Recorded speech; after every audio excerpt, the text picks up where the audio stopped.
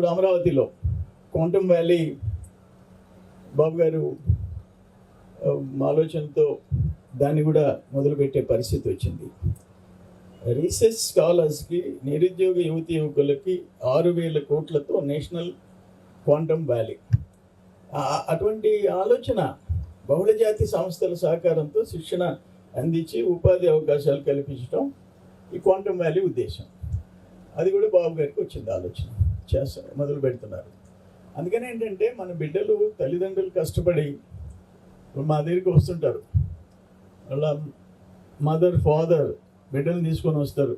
ఎట్టగట్ట seat ఇప్పించండి, seat ఇప్పిస్తే fee discount ఇప్పించండి, ఇప్పుడు ఆ గురుకుల పాఠశాలలో సీట్లు ఇప్పించండి. వాళ్ళ తపన, తల్లిదండ్రుల తపన చూస్తుంటే వాళ్ళంతా పేదోళ్ళు ఉంటారు ఎక్కువ మంది, అన్నీ చూస్తుంటాం.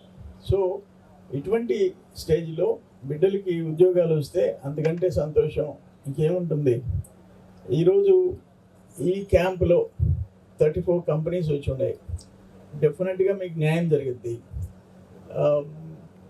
మాకైతే ఈ 1 ఇయర్లో కొన్ని వందల లెటర్లు ఇటు అదానీ కంపెనీకి, అటు సిమెన్స్కి, అటు జెన్కోకి ఉద్యోగులు పాపం చదువుకున్న పిల్లలు వాళ్ళ తపన చూస్తూ ఉంటాం. అందుకని మిగిలినంత మందికి ఈరోజు ఎంతమందికి ఉద్యోగాలు వచ్చినా సంతోషపడండి.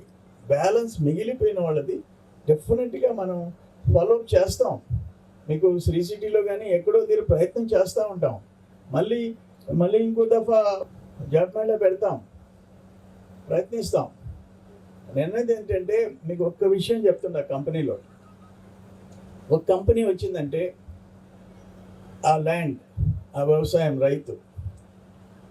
ఆ రైతు కూలీలు, ఆ ట్రాక్టర్ డ్రైవర్, ఆ ప్లౌ డ్రైవర్, హార్వెస్టింగ్ మిషన్, ఆ మూటలు కట్టేవాళ్ళు, అందరికీ పని ఉంటుంది. ఇప్పుడు ఫర్ ఎగ్జాంపుల్ రిలయన్స్ కంపెనీ తీసుకుంది 2,700 ఎకరాలు. మేము అప్పుడు ఫైట్ చేసి 3,07,70,000 చేయించా. మిగతాది 7 లక్షలు చేయించాం. 3 lakhs అంటే 7,000 acres. అక్కడ కంపెనీలు వచ్చినాయి, ఇది రాలే. ఏంటంటే ఆయన లోయెస్ట్ రేట్ కోట్ చేశారు, అని వర్కౌట్ కాదని ఆపేశారు. 2007 ఎన్ని సంవత్సరాలు, 19 years, 8,000 ఎకరాలు, 2,700 ఎకరాలు. ఎంతమంది రైతులు, ఎంతమంది కూలీలు, ఎంతమంది వర్కర్సు, ఆగిపోయింది కదా. మామూలుగా అయితే రూల్ ప్రకారం 2 yearsలో గవర్నమెంట్ దగ్గర ల్యాండ్ అలాట్ చేసిన 2 yearsలో పరిశ్రమ మొదలు పెట్టాలి. ఇటు పరిశ్రమ స్థాపించి ఉద్యోగాలు, ఉపాధి రాలేదు, అటు రైతులు బీడు పెట్టుకొని ఇళ్లలో కూర్చునే పరిస్థితి. అది ఉండకూడదని మా కోరిక. అంతమించి ఇంకేం లే, పరిశ్రమలు రావాలా. ఇప్పుడు అక్కడ వచ్చినాయి, సేల్ కంపెనీ వచ్చింది, ఇప్పుడు జెన్కో వచ్చింది. ఆ గ్రామాలు ఖాళీ చేసి వెళ్ళిపోయారుగా.